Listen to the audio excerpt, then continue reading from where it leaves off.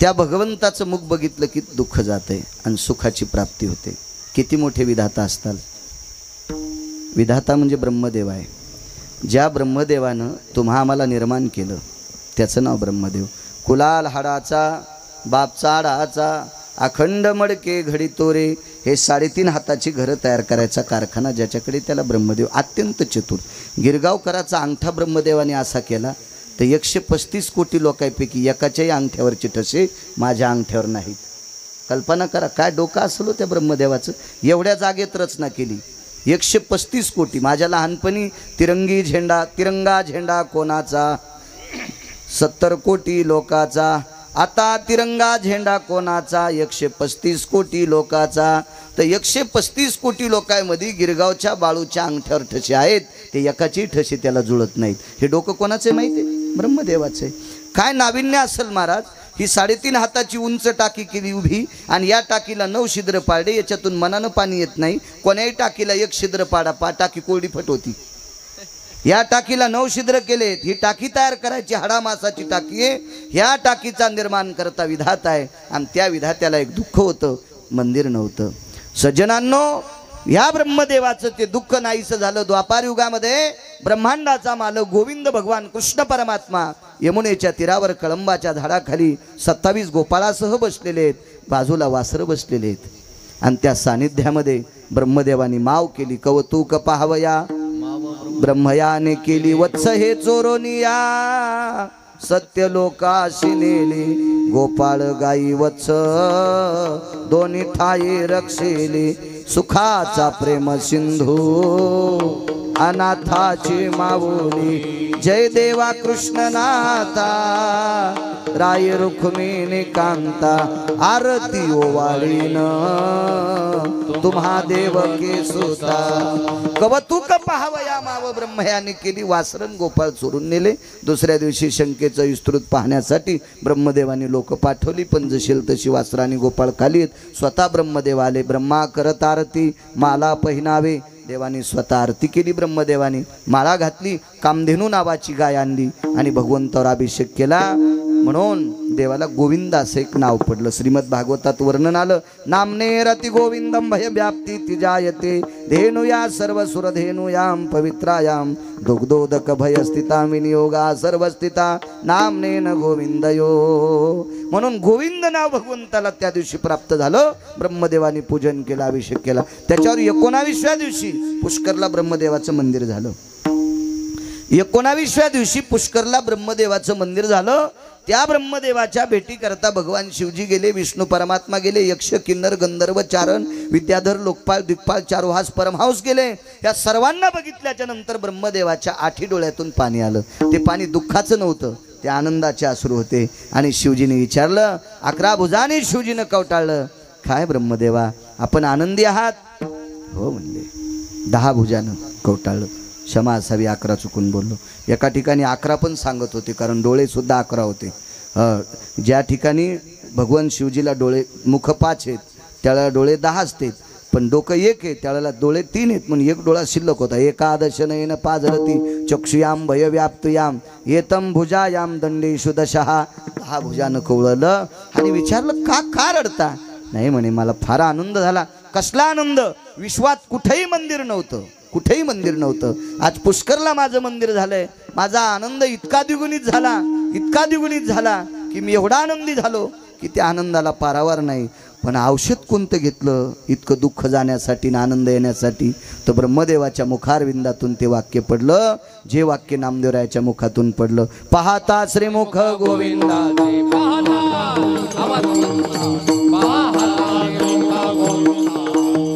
दुःखाची निवृत्ती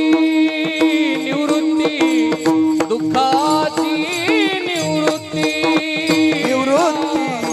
सुखाचे जे सुखारा दुःखाची निवृत्ती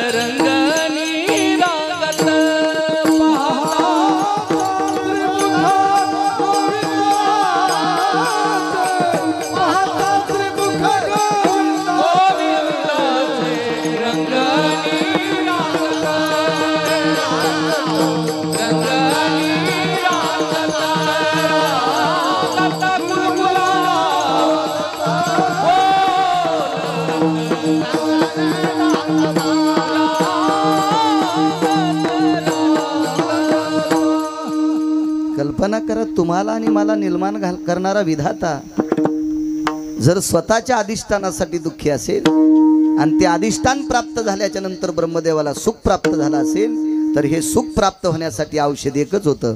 पाहता श्रीमुख गोविंदाचे, त्या ब्रह्मांडाच्या मालकाचं मुख बघितलं की सुख प्राप्त होते. एक विद्या नावाचं नगर होतं. त्या गावाला विद्यानगर नाव याच्याकरता पडलं, सुख सांगतंय भगवंताचं मुख बघितल्यावर सुख कसं प्राप्त होतंय.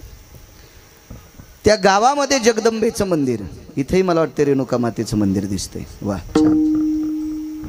बोकडे कापीत नसतील ना इथं? नाही ना, कापते तर. रामकृष्ण हरी. पैशावाले लोक आहेत ना तुम्ही. बंद करा ते त्याच्यानंतर. चला, विद्यानगर नावाचं नगर आहे. त्या नगरीला विद्यानगर नाव का पडलं? त्या गावातल्या महिला राजाकडे गेल्या आणि राजाला सांगितलं, राजा घोंगडी टाका बसायला. टाका, मोठी करा, दोघांना बसता आलं पाहिजे. महाराज उठा, पिंपळनेरकर बसा. बस बसा बरे.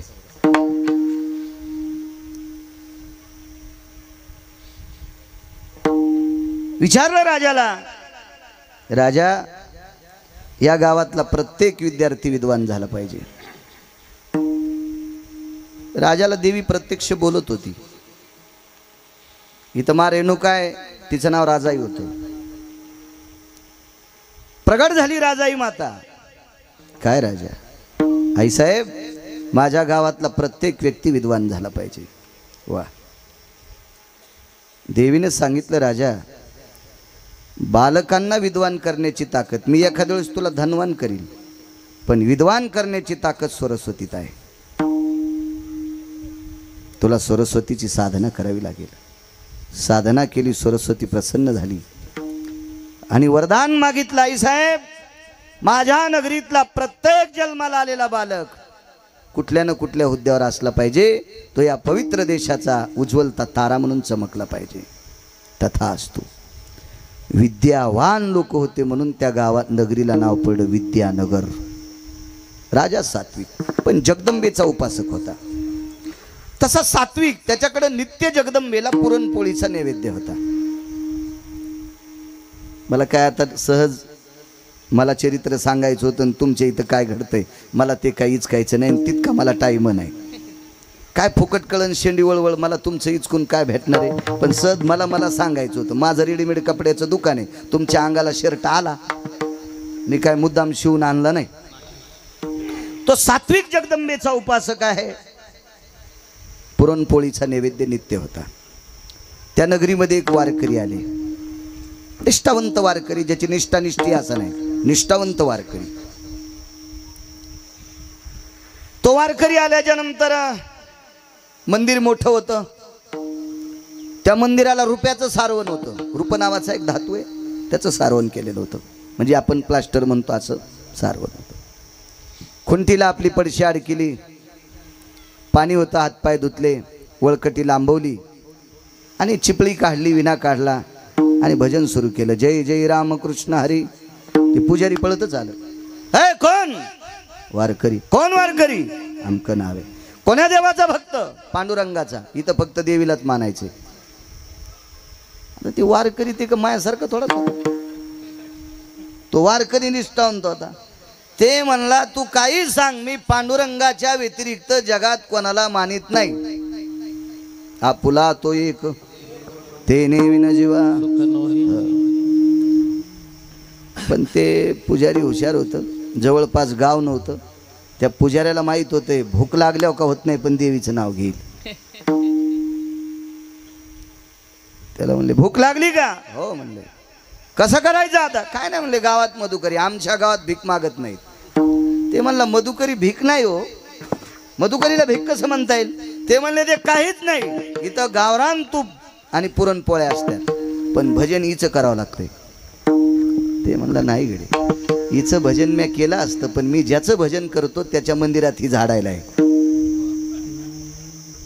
मी केलं असतं. मला डायरेक्ट मंत्री बोलल्यावर पियला चोंबळायची काय गरज आहे? म्हणजे राग येऊ दे नका कोणाला.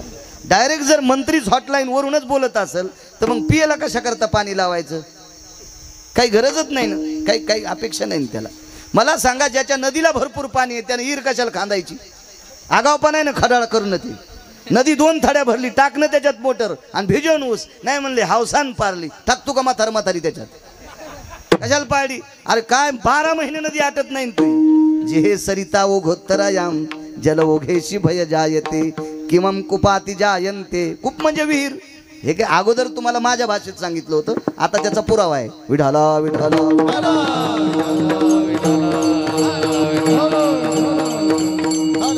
वेडेपणा असतो ना. काही गोष्टी सगळ्या जर मिळत असतील तर कशाला आगावपणा करायचा असतो त्याला? नाही म्हणे मी नाही करणार, मूर्ख आहे म्हणे तो. तुला काय म्हणायचं तर म्हण, पण मी हेच म्हणणार. सकाळी काकडा सुरू झाला, राजा पूजेला आला आणि वारकऱ्याचा काकडा सुरू झाला. उठा पांडुरंगा प्रभात समयो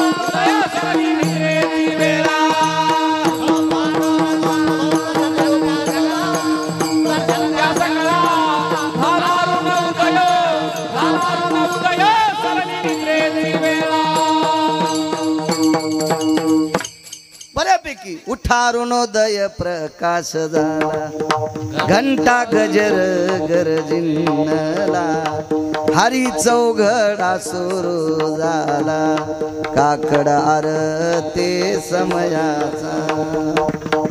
ते पूजा करता करता कद नेसलेला राजा, कद म्हणजे 16, तो 16 नेसलेला राजा बाहेर पळत आला. विचारलं कोण? वारकरी म्हणे. साधे कपडे होते अंगावर, सोपनराजे साधे कपडे. जुन्या काळातलं नागमणी धोत्र ते पिवळं चुटू ते धुवून ढवळं होत होतं.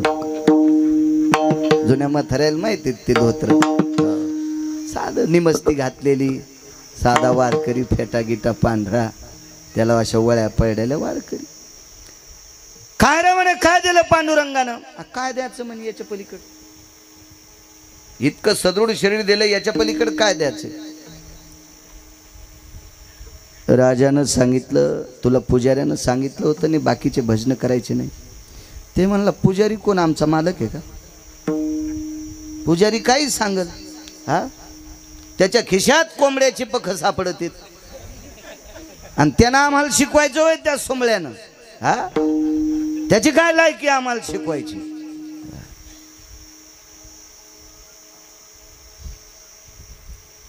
राजा म्हणलाय, चरचर दिसते, याला फाशी देता का? आणि ते वारकरी म्हणला, मला फाशी देऊन तुला काय भेटन? काय भेटणार आहे तुला मला फाशी दिल्याच्या नंतर? राजा म्हणणार, पण सोपतंय का तुला? काय जगदंबा आहे माझी, रुपयाचं मंदिर आहे, चांदीचा मुलामा आहे, सोन्याचे अलंकार आहे, हिऱ्या माणिकाचे अलंकार आहे, रोज एक पितांबर आहे. ते म्हणला, हे काय सांगायचं ते तुलाच मोठेपण म्हण. मी नाही, मी फक्त तिथंच मानतोय. मी हिला रोज काकड्याला गेल्यावर बघतो झाडून काढताना राजाच्या तळपायच्या मुंग्या शेंडीला. हो, टीव्हीच्या अंटीने शेंडी उभी राहिली त्याची. काय बोलतोय म्हणे वारक, हे खोटं असल्या चंद्रभागेत फाशी म्हणला, लाकूड रवण तिथं फाशी दी म्हणला. पण चल बघायला. आता ते रगील वारकरी होतं, ते निर्भीड होते ना, त्याला काही स्वार्थ नव्हता ना त्या लोकायला. मग तर देवाचं भजन करणारी लोक होती ती. आम्हाला भीती आहे, यजमानाला राग येईन का, जाताना पाकिट कमी देईन का, मग का गाडी ढकलीत नेवा का, मयावर घेतल्यावर तुमची खसखस पिकली तुम्हाला नाही वाटत का? हा,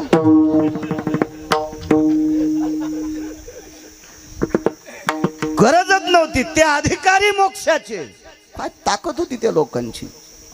चल चल म्हणे चल. अरे तुरच राजाला मंदिरात गेल्याच्या नंतर एक बाई झाडीत होती. वारकरी म्हणले बाई सरक बाजूला. राजा म्हणला वारकरी बाबा केवढ्या घरची बाई आहे ती. तोंड तिकडं होतं तिचं. दुःखाची निवृत्ती सुखाचे ते सुख सांगायला. उदाहरण क्रमांक 2.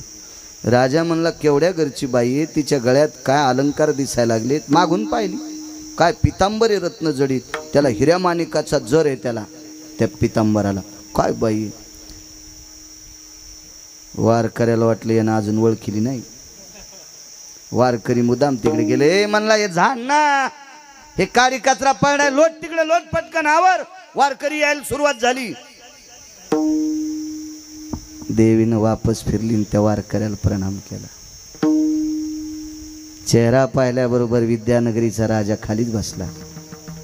डोळे भरून आले. माय कोण आपण? मी जगदंबा आहे. माय तुला काय गरज आहे? आपल्या नगरीत भिकारी जरी आला तर गावरान तुपामध्ये पोळ्या भेजून खातोय, ही तुझी कृपा आहे. 365 दिवसात आज नेशिलेला पितांबर तुला दुसऱ्या दिवशी कधीच नेशिला नाही. रत्न जडीत तुला हार घालतो माय. नाना प्रकारच्या सुक्तात तुझी पूजा करतोय. काय वैभव आहे माय. तुला इथं झाडायची काय गरज आहे? तर जगदंबेनं राजाचे डोळे पुसले सोपान महाराज. आणि जगदंबेनं राजाला सांगितलं राजा हे सगळी तू माझी सोय करतोस का? ते इथं काम केल्यामुळं तिकडं सोय होती.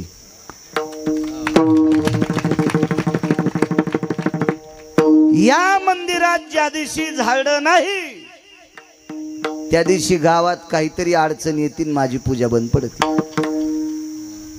मला जे सुख प्राप्त होते का ते याला पाहिल्याच्या नंतर.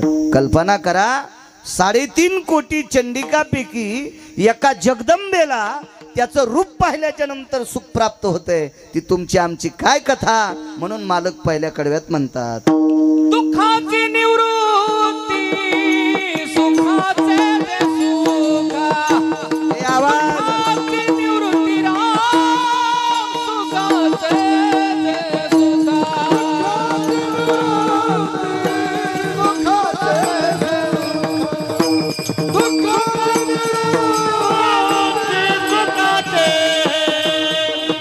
पाहता श्रीमुखा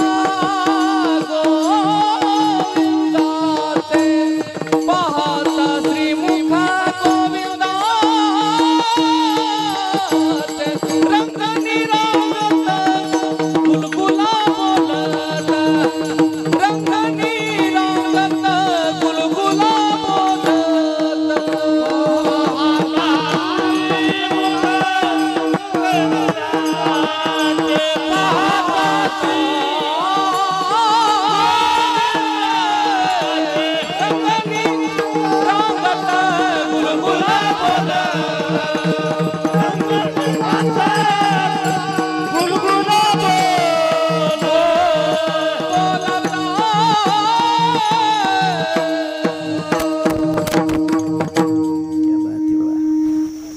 ही त्या रूपात ताकद.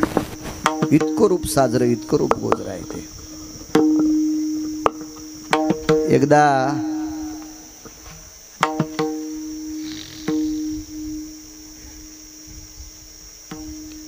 ब्रह्मांडाचा मालक 11 वर्ष 53 दिवस गोकुळात राहिला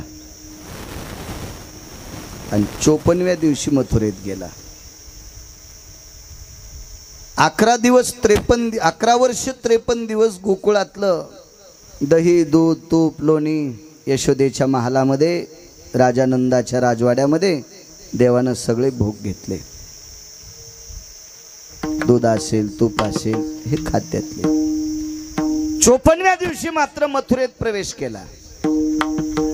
मथुरेत जाता जाता ज्यानं 7व्या अवतारामध्ये प्रभू रामचंद्राचे कपडे धुवून भाकरी खाल्ल्या, त्याचेच वाभाडे काढले. 7व्या अवतारात एक व्यक्ती होता, कपडे धुवाला दशरथ राजाचे प्रभू रामचंद्राचे कपडे धुतले आणि निंदा जगाच्या मालकीनीची केली. म्हणून हे द्वापार युगात नदीतच हाणलं, इतकं हाणलं थुत्तर पुटुस्तर. धोबी का शिरवही पटका, कबीरजी सांगतात, मी नाही सांगत.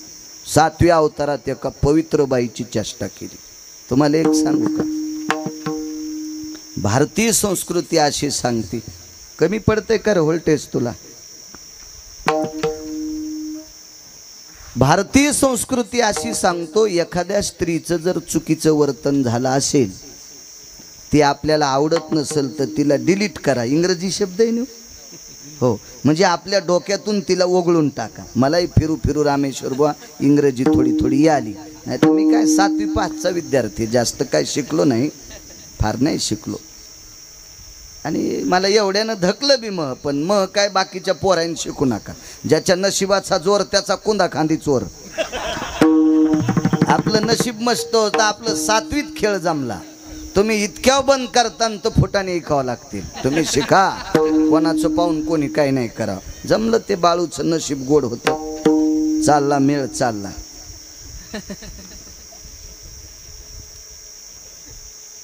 काय सांगू लागलो,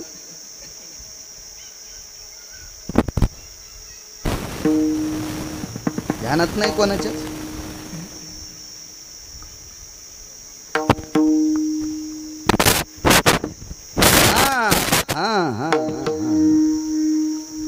एखादी स्त्रीचं चुकीचं वर्तन असन ती आपण डोक्यातून काढून टाकावं, पण तिची चेष्टा करायची नाही, अशी भारतीय संस्कृती सांगते. चेष्टा करणाऱ्या दुर्योधनाचं काय झालं, द्रौपदीची चेष्टा केली, कल्पना करा. 19 लोक आले, फार नालायक लोक. त्रेतायुगात 7 लोक होते, त्याच्यातला हा एक होता कपडे धुणारा. याला यमुनेच्या तीरावर मारलं. त्याच्यानंतर एक व्यक्ती भेटला, त्याचं नाव होतं शिंपी. म्हणजे तो शिंपी होता, नाव नाही शिंपी, टेलर होता, टेलर. आणि त्यानं ते कपडे लहान मोठे करून भगवान कृष्ण परमात्म्याला बलराम दादाला शिवले. इथंही कबीरजी आपली वाणी खर्च करतात. कपडे थे कुछ ढिले ढाले, मन चाहे ओ तन पहनावे, जय गोपाला जय गोपाला जय गोपाला जय. गज कैची ले दर्जी आया, कपडे थे कुछ ढिले ढाले, मन चाहे ओ तन पहनावे, जय गोपाला जय गोपाला जय. तर त्या शिंप्याच्या पाठीवर थाप टाकली. शिंप्याच्या कुळात असा साधू जन्माला येईल की त्याच्या हातानं मी दूध पेईन, त्याच्या हातानं मी जेवण करीन. द्वापार युगात एका शिंप्याने भगवान कृष्ण परमात्म्याला बलराम दादाला आहेर केला. म्हणून कलियुगामध्ये हे कुळ पूर्ण पवित्र करण्यासाठी नामदेवरायने त्या कुळात अवतार घेतला. पाषाणाची मूर्ती कापे थरा थरा आणि जेवी भरा भरा नाम्या सवे. नामदेवराय सोबत जगाच्या मालकानं जेवावा. फिरविले देऊळ जगा माझी ख्याती आणि नामदेवा हाती दूध प्याला. नोहे हा सामान्य महिमा संतांचा राम, नैवेद्य हातीचा मूर्ती देवी, मूर्ती देवी, नैवेद्य हातीचा मूर्ती देवी. नोहे हा सामान्य महिमा संतांचा, नोहे हा सामान्य महिमा संतांचा, नैवेद्य हातीचा मूर्ती देवी. हो नैवेद्य हातीचा मूर्ती देवी. बघा, कपडे शिवणारा माणूस शिंपी द्वापार युगात श्रद्धेनं दोन्ही देवाला पाहिलं. बलराम दादा म्हणजे शेष सोपन महाराज आणि कृष्ण परमात्मा म्हणजे विष्णू होते देवळेकर. श्रद्धेनं पाहिल्याबरोबर स्वतःचं कल्याण पिंपळनेरकर झालं इतकंच नाही, तर कुळाचा उद्धार केला, ही त्याच्या रूपातली ताकद आहे. द्वापार युगात श्रद्धेनं पाहिलं, श्रद्धेनं त्याला पाहिलं की अगदी गोडवाच. पुढे गेल्याच्या नंतर एक बाई राजाला गंध लावायला चालली होती. ही बी 7व्या अवतारातली अतिशहाणी होती, अतिशहाणी. तुम्हाला एक सांगू का, वैकुंठवासी बापूसाहेब मालक वालुरकर म्हणायचे, आयंदळ घोडी शे पायंदळ भला, आयंदळ घोडी शे पायंदळ भला ना अवकुसळ बायकुशे रिकामी जागा भला. मधलं मी म्हणत नाही, गुत्त थोडं घेतलं. 4.5 लाखाला घोडी आणली आमच्या पाहुण्यानं, मी पण एक आणली. हो, आमची दिसायला जर शिमरकुडी होती, मला माहित होतं मालक गळाटलेलं हे, म्हणून ही जर शिगळाटली. आपल्याला काय भागवताची डाळ येते, एका महिन्यात सुधरितो हिला. काय द्यायचं तेल देईल आणि भोते आला घाईला, काही ताणच नव्हतं ना आपल्याला. मग ती अशी घोडी आणि घेताना त्यानं आमच्यापेक्षा जरा शिल्लक पैसे दिले ते. काही काही गोष्टी रूपावर घ्यायच्या नसतात, गुणावर घ्यायच्या असतात. बायको रूपवान करण्यापेक्षा गुणवान करावा.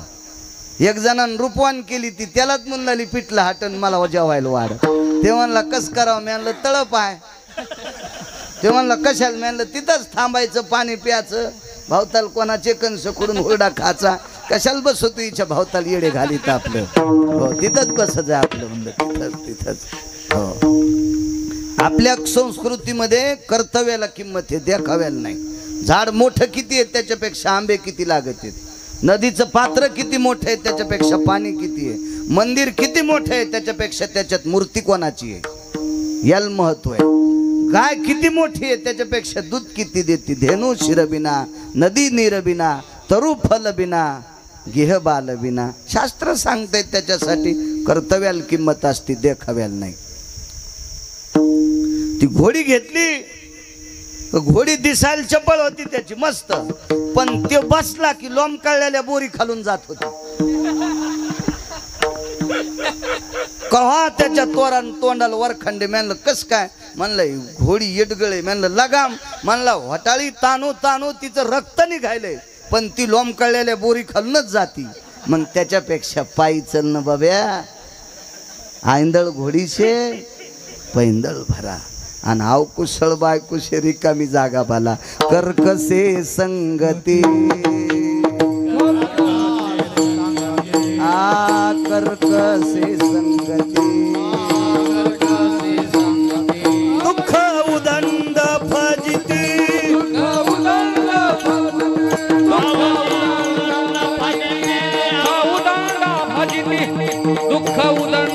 फजिती,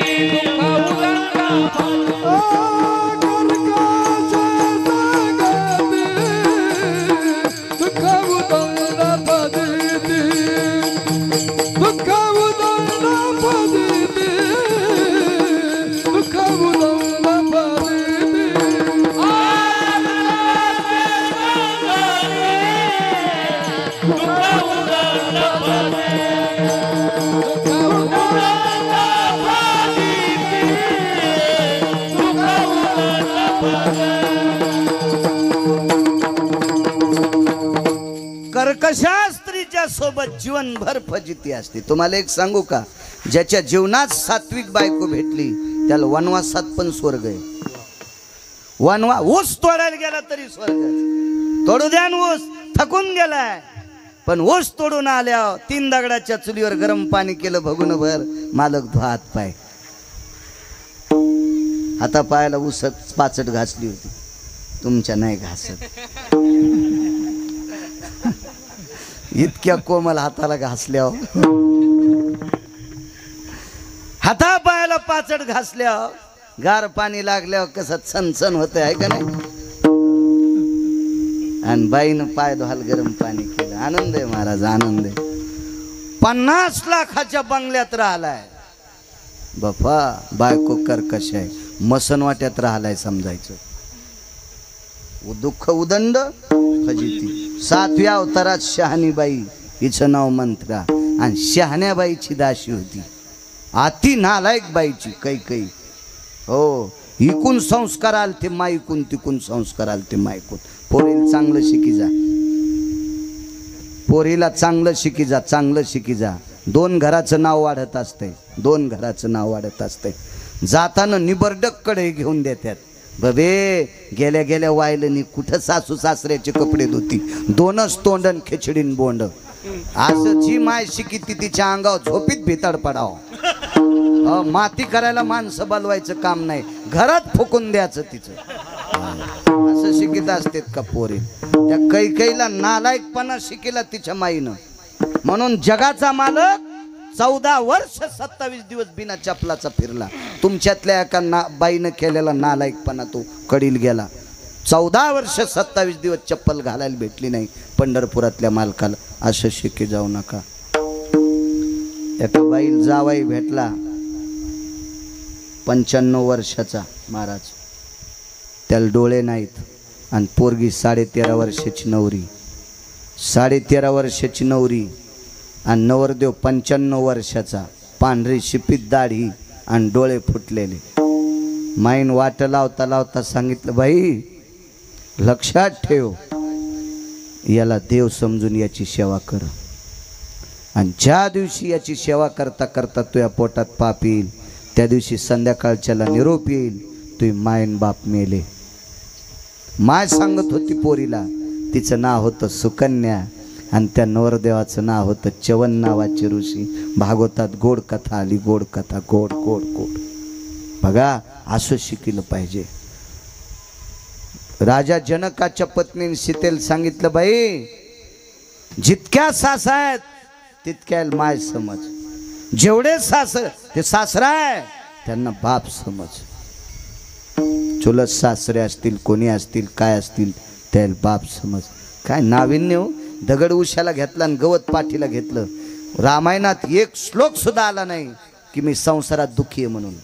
का? याचं कारण होतं आईनं गोड शिकिल तर, आईनं चांगलं शिकिल तर. मुलीला चांगलं शिकी जा माय. नाही काही शिकिता आलं तर स्वयंपाक तरी शिकी जा.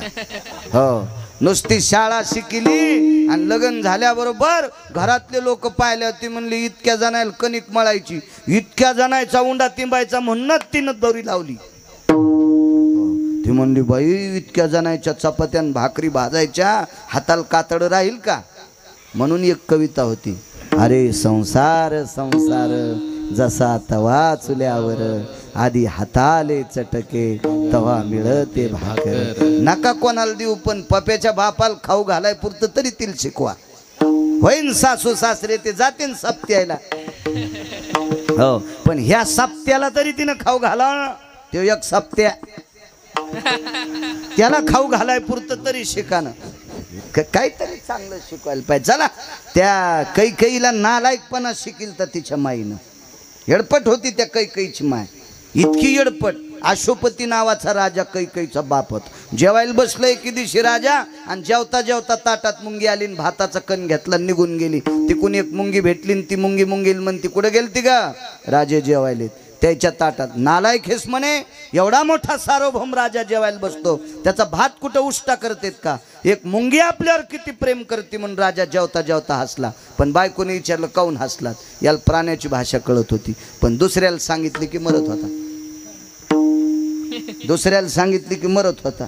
पिंपळनेरकर बायकोने विचारलं, हसलात काऊन? ते म्हणला, खरंच सांगू का, मी हसण्याचं कारण सांगितलं की मरतो. ती म्हणली, 10 बाऱ्या मरा ना, पण मला सांगा ना. मुंगीचा संवाद सांगितला आणि राजा मेला. मग इतकी नालायक बाई, तिच्या पोरीचा संस्कार किती गोड असेल पान. ही कैकेयी तिची पोट्टी होती.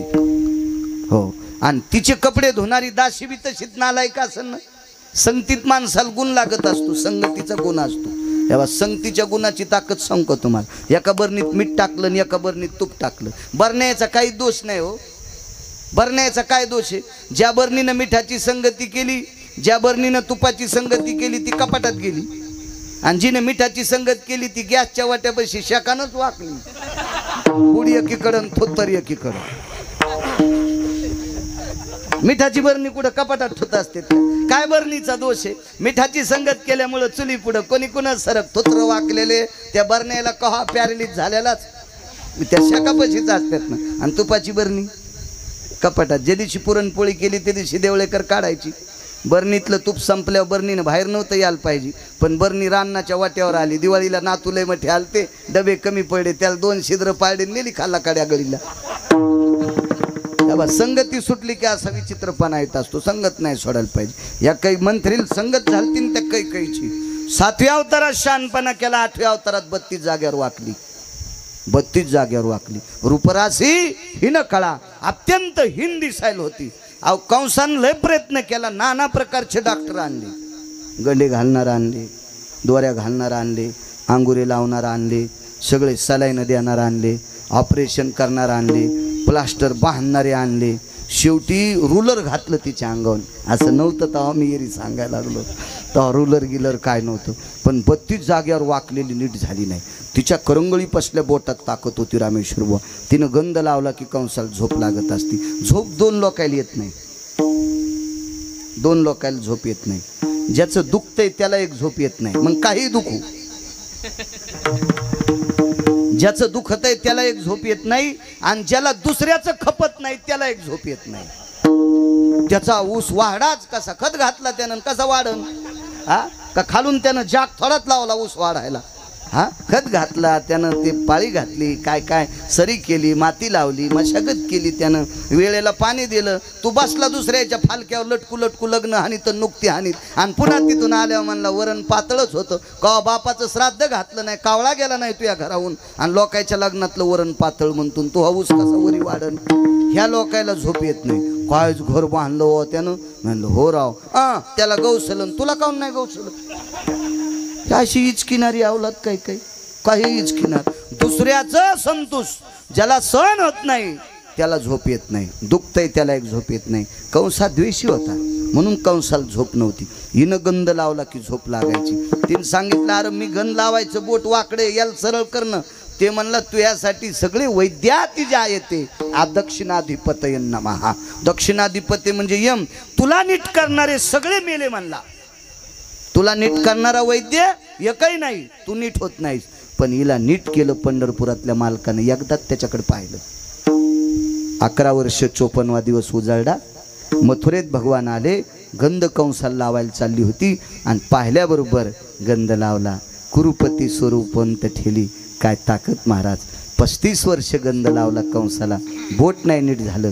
एकदाच त्याला पाहिल्याबरोबर 32 जाग्यावर वाकलेली बाई ही सासू 60-70 वर्षाची कुबजा 20 वर्षाची पोरगी झाली आणि सून झाली 60 वर्षाची. असं कधी कधी होत असते, पण ते डोक्यात आण नका बरं का. ते वेगळं घराणं असतं, हे तसं नाही. ही खरोखर सासू नाविन्यपूर्व स्वरूप संपन्न झाली. औषध कोणतं घेतलं तर ते पहिलं कडवं. दुःखाची निवृत्ती सुखाचे ते सुख. दुःखाची निवृत्ती सुखाचे ते सुख.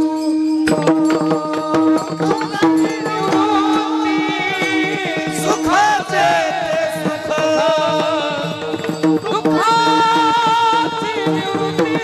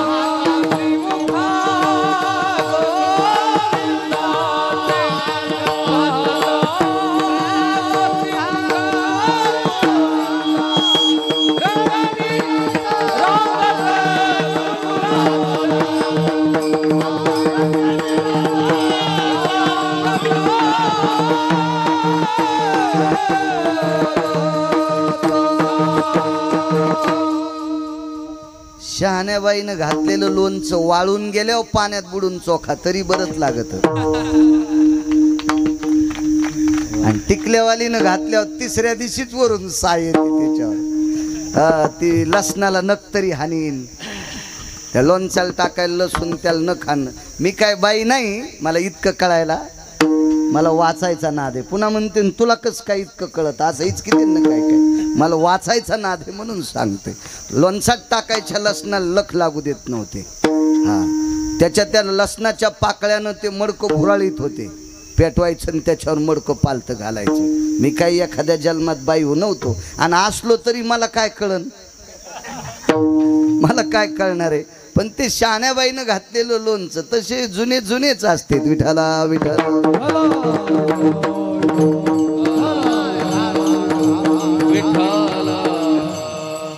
काय ताकद आहे त्या मुखात. टाइम संपला का रामेश्वर बुवा? नाही बापरे, संचयनं खरं बोललं पाहिजे. बरं तुम्हाला एक सांगू का, मोठमोठाले झोपले ते संचयमुळंच, संचयमुळं झोपले. एक जण म्हणला मला त्या गावानं धोका दिल्यामुळं मी पळलो. मी म्हणलं त्या गावाला नको नाव ठेवू, तू या संचे झोपले, तू या संचे फुटले म्हणून तू फुटला झोपलास ना. संचयनं नाही फुटले. विडाला विडाला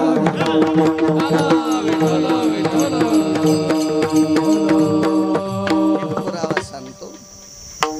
नृग नावाचा राजा होऊन गेला पुराणात, भागवतात कथा आहे त्याची. नृग नावाचा राजा फार चातुर, हुशार, विद्वान, प्रभावशाली राजा होता. गाईचा उपासक राजा होता.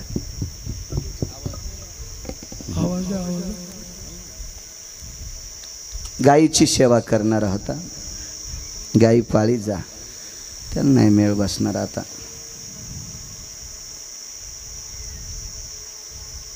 भविष्यात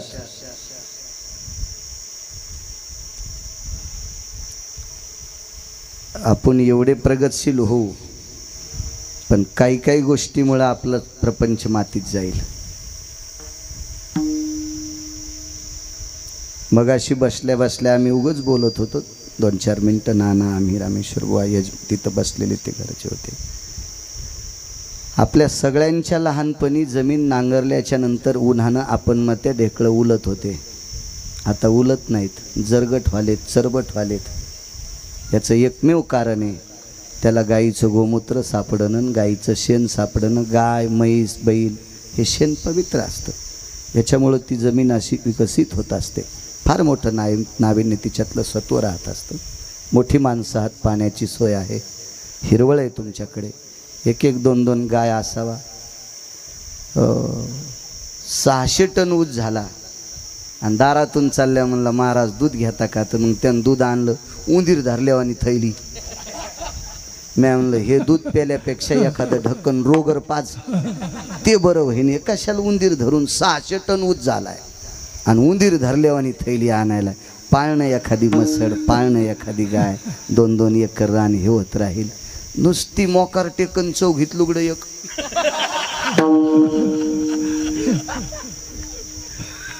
कोणालाच वाटत नाही अंग मळावं का काय करावं. बिना घामानं मिळालेली संपत्ती, बिना घामानं मिळालेली संपत्ती लेकरा बाळात जेवू देत नाही. आणि जी संपत्ती लेकरा बाळात जेवू देत नाही ती संपत्ती कोण्या दिवशी कडीसारखी उतू जाईल सांगता येत नसतं. हो, म्हणून काही काही गोष्टी कर्तव्यावर आरूढा असताना केल्या पाहिजे माणसानं. माझी पात्रता नाही, माझा 83चा जन्म, लायकी नाही तुम्हाला सांगण्याची, पण अभ्यास केला आणि तुम्ही उभं केलं याच्याकरता सांगायला लागलो. माझी काय पात्रता आहे तुम्हाला? तुम्ही मोठाली माणसं आहेत, आमच्यापेक्षा 30 वर्ष तुम्ही पुढे आणि मागे तुमच्यापेक्षा आम्ही. असो, गाईचा उपासक होता. गाय हे आपल्या संप्रदायात अनन्यसाधारण महत्व आहे. आपल्याकडं फक्त कीर्तनात गाय सांगितल्या चालली. गाईचं महत्व ज्याच्या हातात माईक आलं का रामेश्वर बुवा, ते इतका सांगतो, इतका सांगतो जसं याच्या इथं 400-200 गाईच आता. कीर्तनकारानं गाईवर सांगत असताना खालून एक जणांना विचारायचं तू या इथं किती आहेत? जर नाही धोतर पिवळं झालं मला बाळू म्हणू नका. बोले तैसा चाले त्याची, सांगे परी वागे त्याशी थोर मानावे. सांगून वागतो का त्याशी थोर मानावे, आणि सांगे परी न वागे त्याशी चोर मानावे. मग बुका किती लाईतोय, गणगुळी किती लाईतोय, पार माळ किती ठोकरे, हे नको सांगू सुंबळ्या. हे तो देवाचे का बाळ? टिळा टोपी माळा देवाचे हे वरचे लक्षण आहेत, वरचे लक्षण. आतलं दाखव ना तू ह्याकडे किती येतं. विठाला विठाला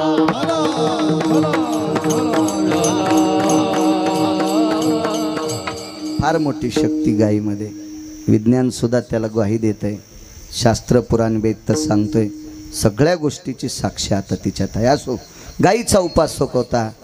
गोरगरिबांना गाय देऊन टाकायचं, व्यालेली गाय देत होता. आपल्याकडे देत असताना फार माणसं हुशार असते. हो, आमची ते एक म्हातारं मरच न गेलं. आता त्याचं आयुष्य नव्हतं संपलं सोपानराजे. ते कसं मरण?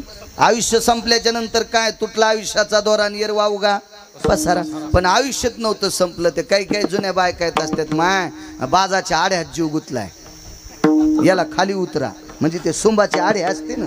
मग आता सुंबाच्या आड्यात जर जीव गुतला असता तर काही काही माणसं त्याच्यावर बसून राहिले असते ना. हो, कुठं आड्यानं कोड्यानं कुठं जीव गुतत असते तोय कुठं खाली उतरा तरी मरण. एक बाई म्हणली, बाई त्याच्या हातानं का नाही एखाद्या महाराजाला भागवतकाराला 30-40 किलो ज्वारी द्या बरं. त्याचा हात खूपसा ज्वारी. तो मोठं टोपला आणलं 40-45 किलोचं मोठे. ते भेटायलेत ना टप आता साड्यावर. हो, आमची तर 2-3 घेतले तर मी मधात बसलो तर शेंडून पाणी फिरून एवढा मोठा टप. आणि मी म्हणलं इतके पैसे कुठून? हा, पैसे कशाचे दिले? भागवतावर आलेल्या साड्या. त्या साड्या अशाच 4.5 वार डोकं भरून पदर घेतला की पाय उघडे आणि पाय घोळणे असले की झिपऱ्या उघड्या. आमच्या लग्नात 650 मुलं होते आणि कोणतीच साडी नेसायच्या कामी नाही. त्या साड्या मांजराच्या आणि इनं तिला द्यायची, तिनं तिला हात लागू लागू त्या चुरगाळा झाल्या. त्या का नेसायच्या कामी असतात का? भागवतावरले पिसा अशाच कामी. गोदडं शिवणं, झंपर बेतनं, टोपरं होईनं, काहीच नाही. त्याला काय उदबत्तीचा चटका, कशाचा चटका, जाळं करून माशा धरल्या तर का नाही त्यानं. दुसरं तर काय होतंय ते असे पीस मोठे टाकणार, पुन्हा हौसानं उकलणार. उदबत्तीचा चटका आणते बापा लय. जाऊ द्या साड्या. त्या साड्याचा आता काय जुन्या काळात परिस्थिती होती.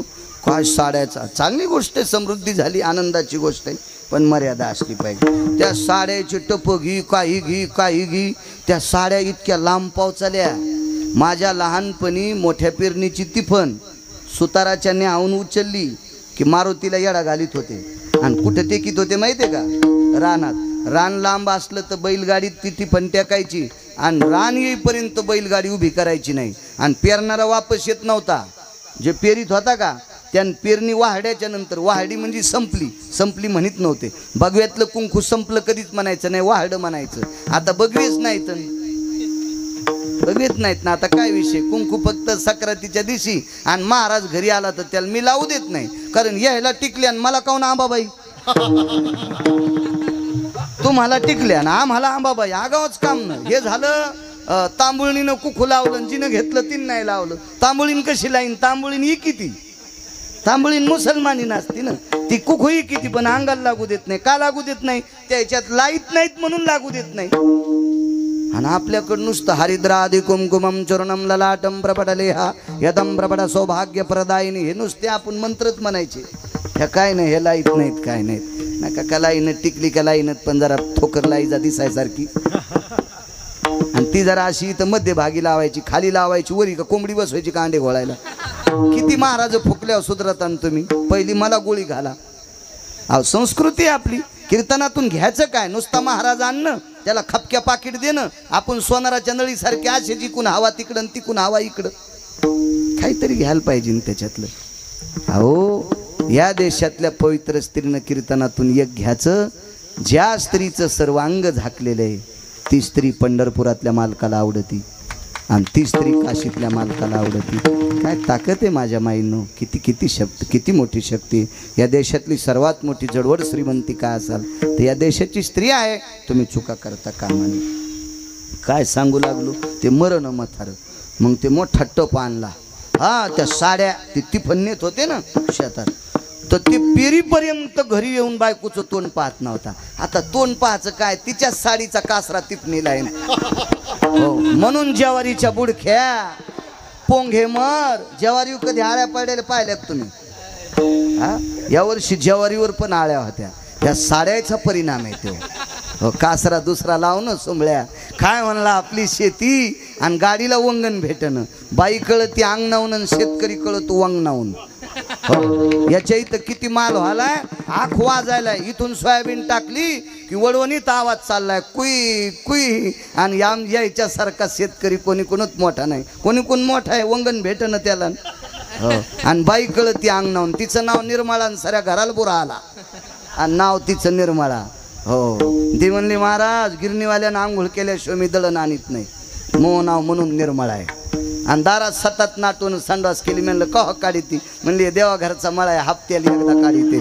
तसंच वारा आलं आणि त्याच्या हाती गेलं मातुडं. याच्या आधीच उलटलं हिचं नाव निर्मळा. म्हणून बाई कळती अंगणावून आणि शेतकरी कळत असतो वंगणावून. असो चला. ते मथार मरण म्हणून ज्वारीचा टप आणला. हात त्याच्यात घालायचं. त्याने विचारलं, बोलता येत नव्हतं. तुमच्या हातानं भागवत करायला ज्वारी द्यायची 40 किलो. हातच बघलात नेला. हा, महिनाभर खातेत म्हणला लेकरं बाळण. कुठं द्यायची महाराजाला ज्वारी.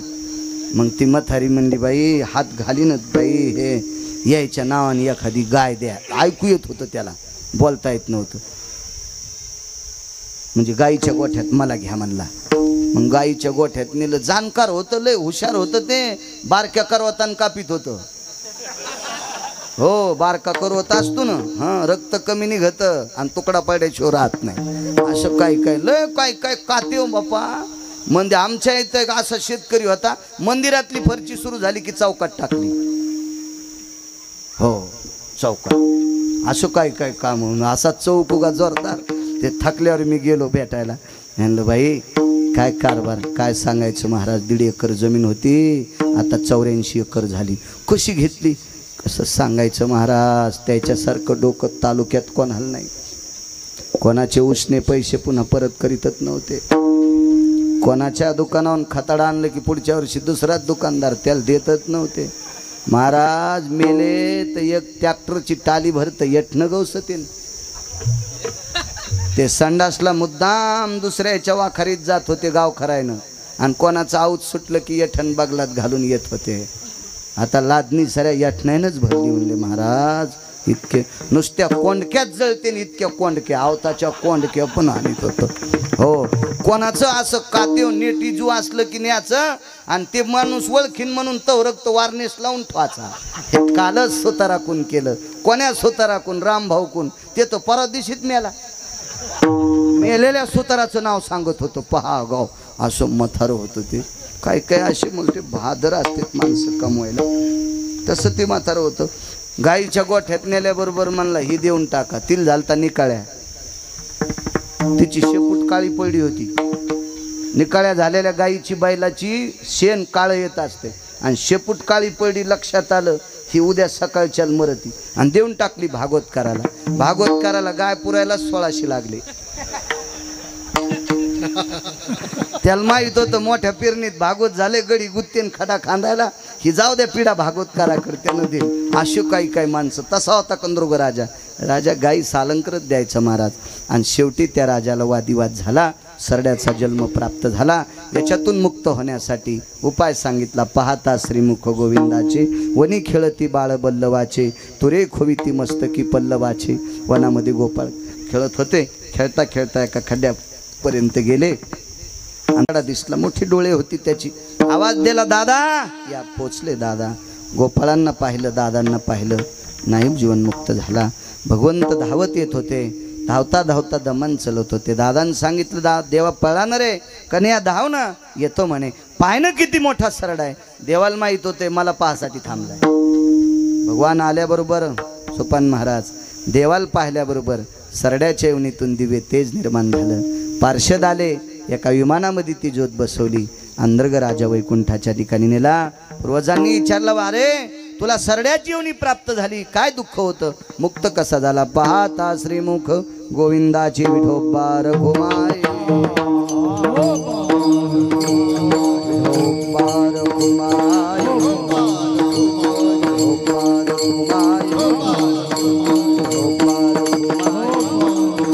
ज्ञानेश्वर माऊली